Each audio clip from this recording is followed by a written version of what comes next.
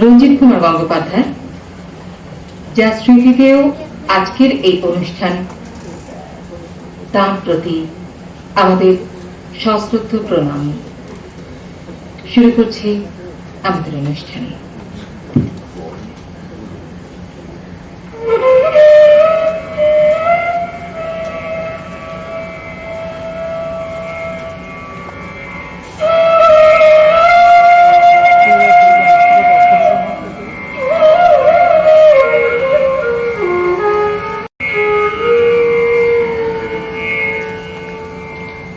যখন রবনায় আমি মর্তকায়ায়, তখন শরীরে যদি হয় মন, তবে তুমি এসো হেথা নিভৃত ছায়ায়।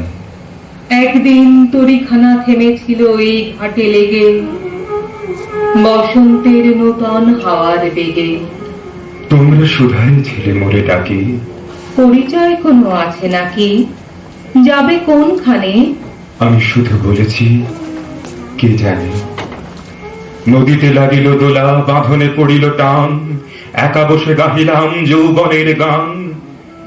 সেই গান শুনি কুসুমিত তরুতলে তরুণ তরুণী তুলিল অশোক, মোর হাতে দিয়ে তারা কহিল, এ আমাদেরই লোক।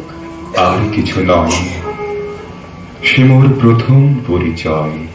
তীরের পানে চেয়ে থাকি, পালের নৌকা ছাড়ি, গাছের পরে গাছ ছুটে যায়, বাড়ির পরে বাড়ি, দক্ষিণে ও বামে, গ্রামের পরে গ্রামে, ঘাটের পরে ঘাটগুলো সব পিছিয়ে চলে যায়, ভোজবাজিরই প্রায়। এই জীবন একটা বিরাট চলা, গতিময় জগতের সঙ্গে সমান তালে পদক্ষেপ করে আমাদের জীবন এগিয়ে চলছে। কাল থেকে কালান্তরে পৃথিবী পৃষ্ঠে ভূমিষ্ঠ হয়েই শিশু যাত্রা শুরু করে। তারপর কৈশোর, যৌবন এবং পরিশেষে বার্ধক্যের খাতে প্রবাহিত হয়ে জীবন নদী মৃত্যু সাগরে বিলীন হয়। এই যাত্রার জন্য চাই গতি।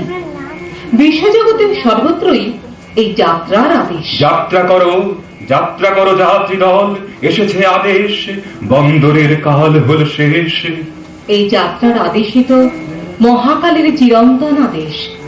যে যাত্রা করিয়াছে সেই পরমকে পাইয়াছে, যে মধ্যপথে থামিয়াছে সে পায় নাই, কিন্তু চলা যাহার থামে নাই সে কবে বঞ্চিত হইয়াছে।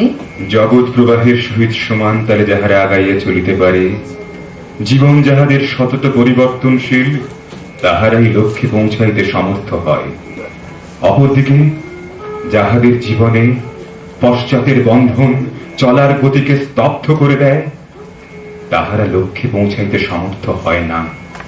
জীবনের ক্রয় বিক্রয়ের কার্য শেষ করিতে হইলে বন্দরে বন্দরে জীবন তরি ভিড়াইয়া সওদা নিঃশেষ করিতে হইবে, কিন্তু একই বন্দরে চিরকাল ভিড়াইয়া থাকিলে কার্য সিদ্ধি হইবে না। জগতে যাহারা স্মরণীয় বরণীয় হইয়াছেন, তাহাদের জীবনে এই যাত্রার গতি লক্ষ্য করিবার মতো। স্নেহ, মায়া, মমতা, ভালোবাসা তাহাদিগকে যাত্রাপথ হইতে বিচ্যুত করিতে চেষ্টা করিয়াছে, কিন্তু এক অবিচলিত বিশ্বাস ও ক্লান্তিহীন অস্থিরতা জীবনের এক স্তর হইতে অন্য স্তরে, এক পরিবেশ হইতে অন্য পরিবেশে তাহাদিগকে ঠেলিয়া দিয়াছে। মাতা পিতার, বন্ধুর, ভার্যার আকুল অনুরোধ কোনো কিছুই তাহাদিগকে দূরে সরাইয়া দিতে পারে নাই। গৃহবন্ধন তাহাদের জন্য নয়। তাহাদের এই আদর্শমত্ততা আপাত দৃষ্টিতে নিষ্ঠুর বলিয়া বোধ হইতে পারে, কিন্তু লক্ষ্যে পৌঁছাইবার ইহা ভিন্ন উপায় নাই। সুদীর্ঘ পথ অতিক্রম করিতে হইলে পথের বাধা ও সুখ, ঐশ্বর্য, আরাম সকল কিছু উপেক্ষা করিয়া অগ্রসর হইতে হয়। অপরদিকে যাহারা পিছনের আকর্ষণের নিকট আত্মসমর্পণ করে, তাহাদের জীবন গতিহীন হইয়া পড়ে এবং স্রোতহীন পুষ্করিণীতে পরিণত হয়। জগতের 15 আনা লোকের জীবনই এই। গৃহবন্ধনে আবদ্ধ হইয়া তাহারা জীবনের স্বপ্ন ভুলিয়া যায়, আদর্শ চলিয়া যায় দৃষ্টির অন্তরালে, বুদ্ধি শক্তি ও স্বাধীন চিন্তা হয় আচ্ছন্ন।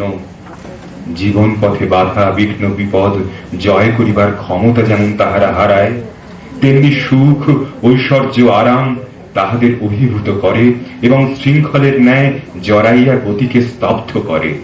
এর পরিণাম হয় দুঃখজনক, এবং জীবনে গতি না থাকিলে শরীরে ভাঙন যথাসময়ে লাগে এবং জরা ও বার্ধক্য শরীরকে জীর্ণ করে। সেদিন আর অনুশোচনা শেষ থাকে না। পৃথিবীর বুকে এত খেলা করিয়া জীবনটা অপব্যয় করিলাম, এই চিন্তাই প্রবল হয়।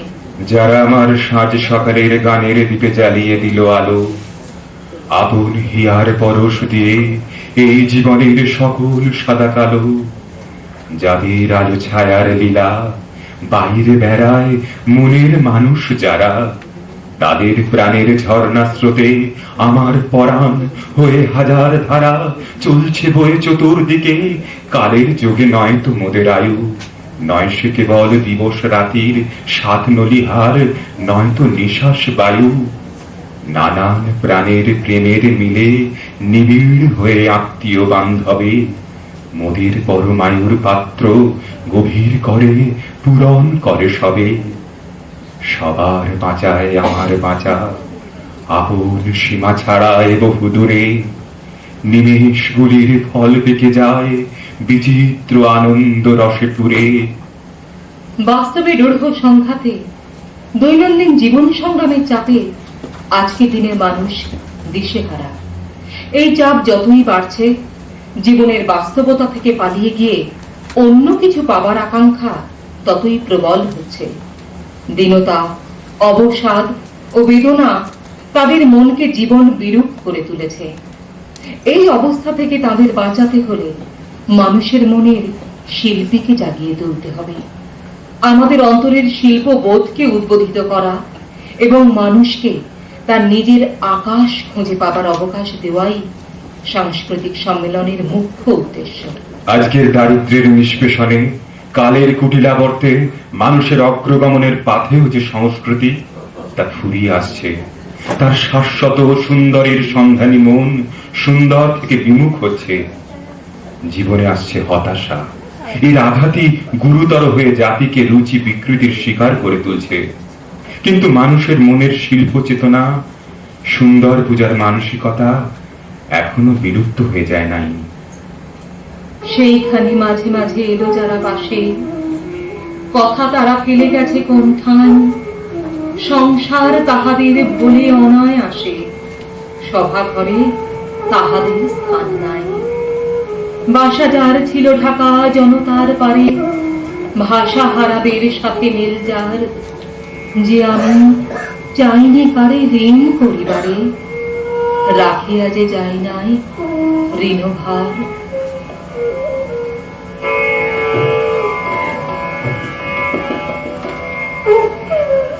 মনে পড়ে অনেক পুরনো কথা, তবে আমার জীবনের উজ্জ্বলতম অধ্যায় শিয়ালদের পুলিশ ম্যাজিস্ট্রেট হিসেবে প্রায় 2 বছরের কার্যকাল। এই 2 বছরে অনেক ভিআইপি আমার কোর্টে হাজিরা দিয়েছেন, এক নামে লোকে যাদের চেনে। এদের অনেককে চোখ মুজলেই দেখতে পাই, কিন্তু যে কেসটি আমাকে তখন প্রথম সারির কাগজগুলোর প্রথম পৃষ্ঠার প্রথম 3টি কলমের শিরোনামায় স্থান দিয়েছে, সেটি না বলে পারছি না। 1969 সালে ইউনাইটেড ট্রেড ফ্রন্টের আমলে কাশীপুর গান অ্যান্ড সেল ফ্যাক্টরিতে গুলি চালানোর কথা একটু বয়স্ক যারা তারা মনে হয় এখনো ভুলে যাননি। সকাল 7:25 হুইসেল বাজার সঙ্গে সঙ্গেই গেটের বাইরে মিটিং এ যোগদানকারী একদল শ্রমিক যখন গেটের দিকে ছুটে যাচ্ছেন, ঠিক তখনই গেট জোর করে বন্ধ করে দেওয়া হয়। এর খানিক বাদেই দেখা যায় একদল শ্রমিক মাথায় রক্ত নিয়ে বেরিয়ে আসছেন। শ্রমিকেরা উত্তেজিত হয়, ফ্যাক্টরির মধ্য থেকে গুলি চালানোর আদেশ আসে। সিকিউরিটি স্টাফ প্রায় সঙ্গে সঙ্গে গুলি চালাতে থাকে। বহু শ্রমিক আহত হন, তার মধ্যে 4 জন মারা যান। পশ্চিমবঙ্গের বামপন্থী সরকার তখন সবে কার্যভার নিয়েছে, তাদের রক্ত টকবক করে ফুটে ওঠে। পশ্চিমবঙ্গের মানুষ এটাকে জনগণের উপর কেন্দ্রীয় সরকারের একটা প্রতীকী আক্রমণ বলে ধরে নেয়। জ্যোতি বসু তখন ডেপুটি সিএম এবং স্বরাষ্ট্র বিভাগের ভারপ্রাপ্ত মন্ত্রী। এই অবস্থায় যখন 8ই এপ্রিল 1969 কাশীপুর গান অ্যান্ড সেল ফ্যাক্টরির ম্যানেজার, অ্যাসিস্ট্যান্ট ম্যানেজার সহ 3 অফিসারকে পুলিশ আমার কোর্টে হাজির করালো, তখন কোর্টে আর কোর্টের বাইরে টেনশন তুঙ্গে। ধৃত আসামিদের মধ্যে ছিলেন অধ্যাপক ত্রিপুরারি চক্রবর্তীর ছেলে ডিপি চক্রবর্তী, ফ্যাক্টরির অ্যাডমিনিস্ট্রেশন ম্যানেজার। জেনারেল ফাইল শেষ হওয়ার পর পুলিশ ফাইল আরম্ভ হওয়ার শুরুতেই এই কেসের আসামিদের উপস্থিত করানো হলো এবং যথারীতি তাদের পক্ষে জামিনের আবেদনও দাখিল করা হলো। সবকিছু শোনার পর আমি কেবলমাত্র অ্যাসিস্ট্যান্ট ম্যানেজারকেই জামিন দিলাম এবং অন্য 2 অফিসারের জামিন নামঞ্জুর করলাম। কোর্টের সামনেই তখন স্বয়ং ত্রিপুরারি চক্রবর্তী দাঁড়িয়ে বোধহয় আশা করেছিলেন তার উপস্থিতি ছেলের জামিন পাওয়ার পক্ষে যথেষ্ট হবে। হাকিম যে এতখানি কঠোর তা তারা কল্পনাও করতে পারেননি। আদেশের প্রতিলিপি নিয়ে তারা সঙ্গে সঙ্গে আলিপুর জজ কোর্টে চলে যান এবং যতদূর মনে আছে সেই দিনই জজ সাহেবের কাছ থেকে জামিন মঞ্জুর করিয়ে নিয়ে আসেন। এর পরের ঘটনা আরো রোমাঞ্চকর।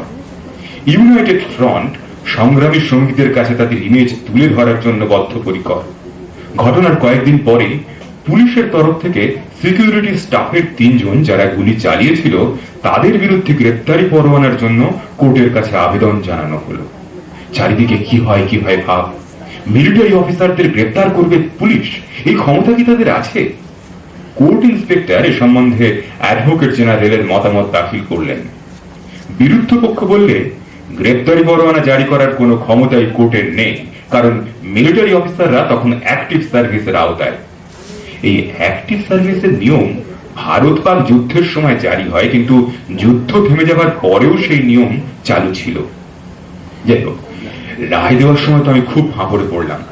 অত্যন্ত অল্প সময়ের মধ্যে গভীর এক সুদূর প্রসারী ব্যাপারে মতামত দিতে হলে বেশিরভাগ ক্ষেত্রেই গুরুত্বের তুলনায় বিষয়টা লঘু হয়ে যাওয়ার সম্ভাবনা বেশি থাকে। অনেক চিন্তা ভাবনা করে আমি প্রতিরক্ষা বাহিনীর 3 জনের বিরুদ্ধে গ্রেপ্তারি পরোয়ানা জারি করার আদেশ দিলাম। ব্যাপারটা যে কত গুরুতর পরের দিন কাগজে তা টের পেলাম। প্রথম শ্রেণীর দৈনিকের প্রথম পৃষ্ঠায় প্রথম 3 কলম জুড়ে খবরটা বেরোলো 17 এপ্রিল 1969 সালে। এ সম্পর্কে আইনের নির্দেশ এবং আমার অভিমত তুলে ধরে লেখা হলো, অভিযুক্ত ব্যক্তি অ্যাক্টিভ সার্ভিসে না থাকলে হত্যা বা অনিচ্ছাকৃত নরহত্যা সংক্রান্ত অভিযোগের বিচার সামরিক আদালতে হয় না, আর থাকলেও ফৌজদারি আদালতে বিচার হতে পারে যদি সেই অপরাধ ভারতীয় দণ্ডবিধির বা অন্য অসামরিক আইনের অপরাধের সংজ্ঞার মধ্যে পড়ে। এক্ষেত্রে অভিযুক্ত ব্যক্তিরা অ্যাক্টিভ সার্ভিসে আছেন কিনা একমাত্র বিচার চলার সময় সে কথা বিবেচনা করা যেতে পারে। দেশের কোন নাগরিকেরই অপরাধ বিষয়ক আইনের প্রয়োগ থেকে নিরঙ্কুশ অব্যাহতি লাভের অধিকার নেই এবং সামরিক কর্মচারীদের ক্ষেত্রেও এর কোনো ব্যতিক্রম হতে পারে না। গ্রেপ্তারি পরোয়ানা জারি হলো কিনা এই খবরটা উপর মহলে পৌঁছে দেওয়ার জন্য কোর্টে বিশেষ পুলিশ বার্তাবহ অপেক্ষা করছিল। এজলাসে বসে শুনলাম ডিএম এর ফোন এসেছে। এজলাস থেকে নামার সঙ্গে সঙ্গেই আবার ফোন। ভাগ্যিস আমার আদেশটা শাসক গোষ্ঠীর অনুকূলে গিয়েছিল, তাই রক্ষে, নইলে আমার কপালে হয়তো অনেক দুঃখ ছিল। আদালতের সম্মান রক্ষার জন্যই যেটা আমাকে করতে হয়েছে সেটা অনেকেই বুঝলেন। আমাদের শিক্ষানবিশিকারে আমরা দেখেছি কার্য সাহেবের আদালত পরিদর্শন। কার্য সাহেব তখন গভর্নর। শিউরিতে এসে আদালত ঘুরে বেড়াতে লাগলেন। এসডিও কোর্টে যখন এলেন তখন এসডিও জেনারেল ফাইল নিচ্ছিলেন। গভর্নরকে দেখেই তিনি চেয়ার ছেড়ে উঠতে যাচ্ছেন। কার্য সাহেব হাত নেড়ে ইঙ্গিতে তাকে বসতে বললেন আর ফিসফিস করে বললেন, court is supreme when in session. কোর্টের মর্যাদা আমরা দেখেছি, কোনো কিছুর বিনিময়ে কোর্টের মর্যাদা ধুলুণ্ঠিত হতে দেব না। মনে মনে এই প্রতিজ্ঞা ছিল।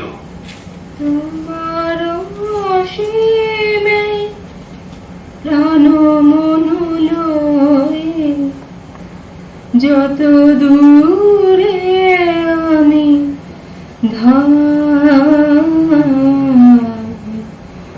কোথাও দুঃখ, কোথাও মৃত্যু, কোথাও বিচ্ছেদ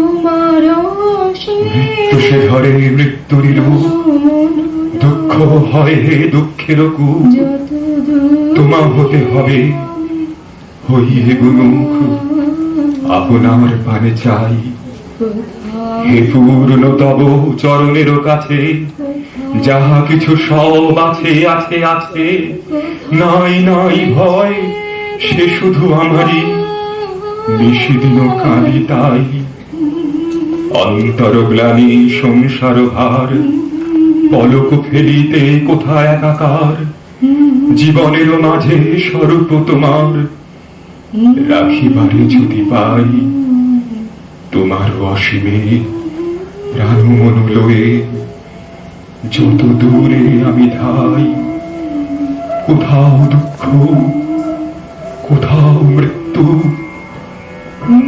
কোথা ছেদনা।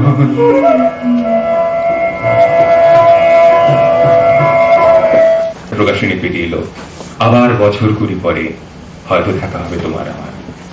নমস্কার।